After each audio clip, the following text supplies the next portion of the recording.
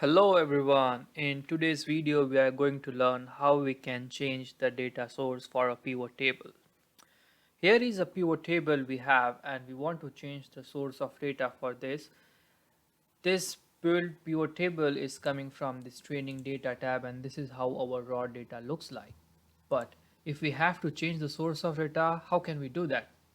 So you click on the pivot table, you can go to the pivot table analyze, and then you can find a change data source right next to your refresh.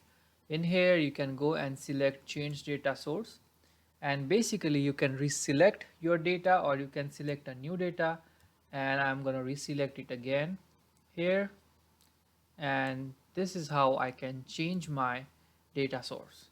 Now, in case if I have to change one or two entries up here, so for example, if I make this USA as Canada, you can see that in my pivot table there is no Canada here. There are only four countries: USA, Italy, India, and China. So in order to update my table, I have to go to pivot table analyze, and I have to go and do refresh.